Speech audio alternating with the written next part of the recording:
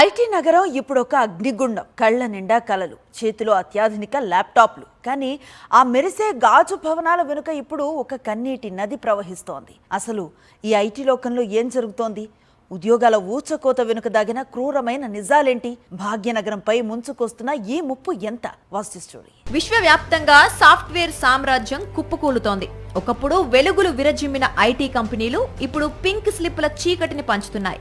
గణాంకాలు చూస్తే వెన్నులో వణుకు పుట్టాల్సిందే. 2024 నుంచి ఇప్పటి వరకు ప్రపంచవ్యాప్తంగా 4.5 లక్షల మంది ఐటీ ఉద్యోగులు వీధిన పడ్డారు.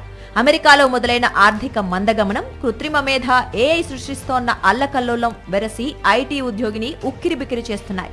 కోవిడ్ సమయంలో అతిగా రిక్రూట్ చేసుకున్న కంపెనీలే ఇప్పుడు ఖర్చు తగ్గింపు పేరుతో కనికరం లేకుండా ఇంటికి పంపిస్తున్నాయి. భాగ్యనగరం గ్లోబల్ ఐటీ మ్యాప్ లో ఒక ధృవతార.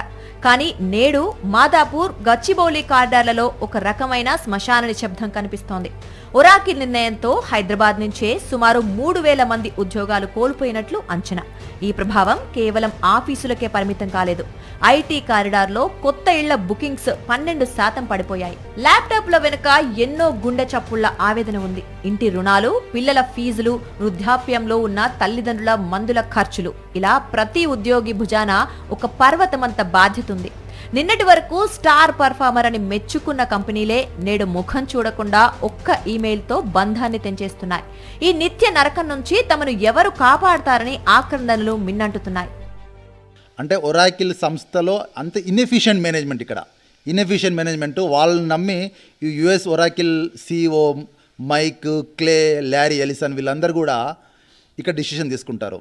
ఎంతమంది అంటే కొంతమందిని కావాలని కూడా ఎవరైతే ఇప్పుడు గట్టిగా వాయిస్ రైజ్ చేస్తారో నేను అలాంటి వాళ్ళని చాలామంది తీసేశారు. మరోవైపు ఐటీ యాజమాన్యాల వాదన వేరేలా ఉంది.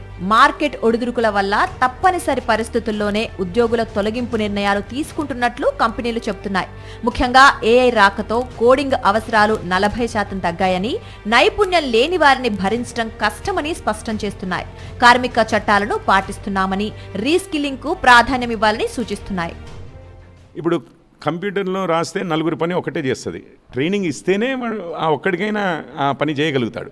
నలుగురికి ట్రైనింగ్ ఇచ్చినా ఒక్కరితో పని అవుతున్నప్పుడు మిగిలిన ముగ్గురిని ఏం చేయాలి అన్నది పరిస్థితి. అయితే ఇంతలోపు నేను చెప్పాను, ఆ మిగిలిన ముగ్గురిని వేరే ప్రోడక్ట్స్, ఇంతవరకు సుసాధ్యం కాని ప్రాజెక్ట్స్ ఎన్నో క్యాచ్ ఆన్ అవుతాయి. కానీ దానికి ఏమవుతుందంటే కొంత టైం పడుతుంది అంతేగాని ఇది పూర్తిగా ఇంక అయిపోయింది అనేది కాదు. ఇందులో అసలు ఫ్యూచరే లేదనేది కూడా కాదు. 10 మంది చేయాల్సింది ముగ్గురే చేస్తున్నప్పుడు 7 అయితే ఖాళీ అయిపోతున్నారు కదా. ఆ 7 ఏం చేయాలి అంటే కొత్తవి చేయగలగాలి. మొత్తానికి ఐటీ రంగంలో సునామీలా వస్తోన్న ఈ సంక్షోభం మిగతా రంగాలను తీవ్రంగా వణికిస్తోంది. భవిష్యత్తు పరిణామాలపై టెన్షన్ వాతావరణం నెలకొందని చెప్పవచ్చు.